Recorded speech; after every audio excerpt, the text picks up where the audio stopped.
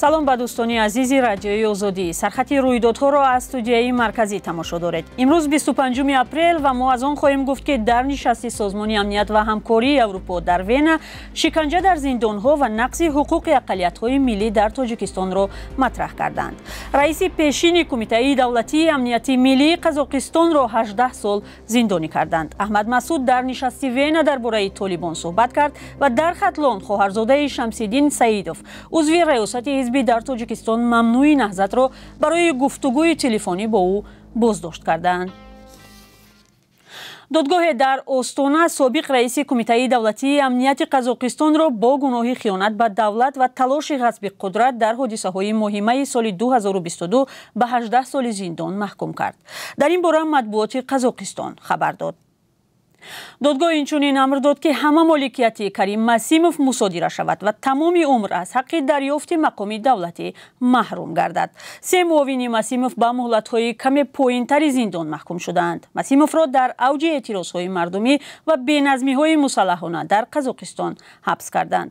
ӯ баландтарин мақомдори ҳукумат буд ки аз рӯи он ҳодисаҳо ба ҷавобгарӣ кашида шуд. Масимов ки замоне сарвазири Қазоқистон ҳам будааст, наздиктарин шахси собиқ президент Нурсултон Назарбоев ба шумор мерафт. бисёре аз ҷузъиёти ҳодисаҳои январи соли 2022 ки дар натиҷаи он беш аз 200 нафар кушта шуд, ҳанӯз номуайян боқӣ мемонад.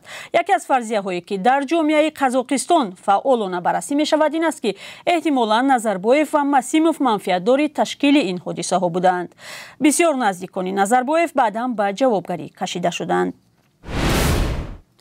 фаъолон ва мухолифини тоҷик дар ҷаласаи созмони амният ва ҳамкории Аврупо дар Вена ҳукумати Тоҷикистонро барои роҳ додани шиканҷа дар боздоштгоҳу зиндонҳо ва маҳдуд кардани озодии баёну нақзи ҳуқуқи ақалиятҳои миллӣ танқид карданд.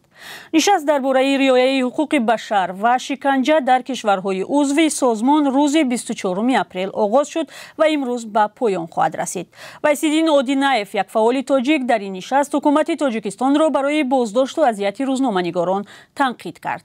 Аслиддин Шерзамонов, фаъоли дигари тоҷикистонӣ, аз нақзи ҳуқуқи ақалиятҳои миллӣ аз ҷумла помириҳо суҳбат кард. ӯ гуфт 10 тан аз наздиконаш дар зиндон ҳастанд ва мақомот падараш Алим Шерзамоновро низ ҷинояткор эълон карданд. ба гуфтаи ӯ маълум нест ки бар сари фаъолони боздоштшудаи Бадахшонӣ дар зиндон чӣ мегузарад. аз ин рӯ аз намояндагони Кумитаи Салиби Сурх даъват кард то ба дидорбинии онҳо ба зиндонҳо раванд. намояндаи ҳукумати Тоҷикистон ҳам дар ин нишаст ширкат дорад ва иддаои мухолифинро беасос хонд. маъмулан мақомоти тоҷик шиканҷа ва нақзи ҳуқуқи инсонро рад мекунанд. Аҳмад Масуд, раҳбари ҷабҳаи муқовимати миллии Афғонистон, дар дуввумин нишасти мухолифони сиёсии ҳукумати Толибон дар Вена ширкат дорад. ин ҳамоиш рӯзи 24 апрел оғоз шуд ва дар рӯзи аввал шуморе аз чеҳраҳои мухолифи Толибон, аз ҷумла Аҳмад Масуд, раҳбари ҷабҳаи муқовимати миллии Афғонистон, суханронӣ карданд. ба гуфтаи ширкатдорони нишаст, дар он вазъи мардуми Афғонистон аз ҷумла ҳуқуқ ба таҳсил ва озодиҳо матраҳ шудаанд. нишасти нахустини мухолифони ҳукумати Толибон моҳи сентябр бо ҳузури 30 мухолифи Толибон дар Вена доир шуда буд. Толибон то ҳол расман дар бораи ин мулоқот изҳори назар накардаанд.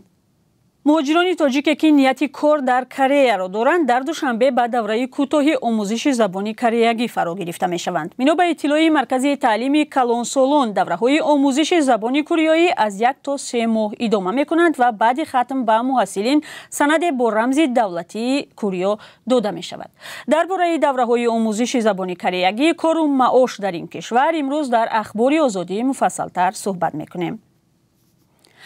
ва мақомоти ноҳияи Кушониён Саидумар Саидов, хоҳарзодаи Шамсиддин Саидов, узви раёсати ҳизби дар Тоҷикистон мамнӯи наҳзати исломиро барои гуфтугӯи телефонӣ бо ӯ боздошт намудаанд.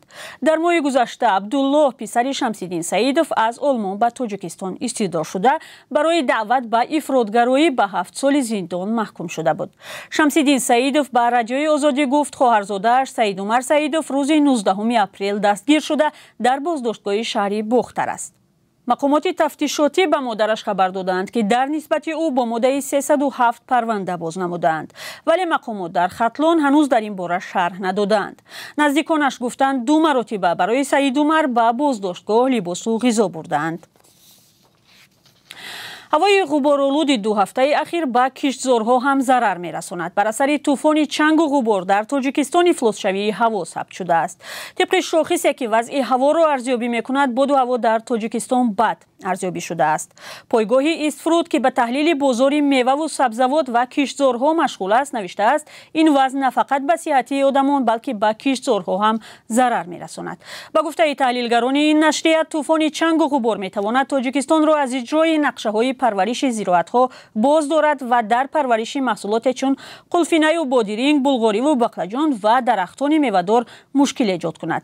Тибқи нақша имсол дар кишвар парвариши беш аз 2 миллион тонна сабзавот, 1 миллион тонн картошка, 855 000 тонна зироатҳои полизӣ ва 500 000 тонн мева ба нақша гирифта шудааст. 2 ҳафта боз ҳавои Тоҷикистон ва бахусус шаҳри Душанбе пур аз гарду ғубор буд. Оҷонсии ҳавошиносӣ хабар дода буд ки то 22 апрел саросари кишварро чангу ғубор фаро мегирад.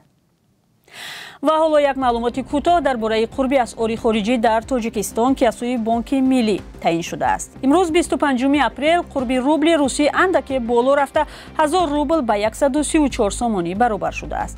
$1 10 сомониву 91 дирам ва евро 12 сомонӣ аст. Ташаккур аз шумо барои ҳамроҳӣ дар ин барнома. Сархати рӯйдодҳоро инҷо ба поён мебарем ва хабару гузоришҳои бештарро дар барномаи Ахбори озодӣ пешниҳоди шумо мекунем. Та он вақт худо нигаҳдор.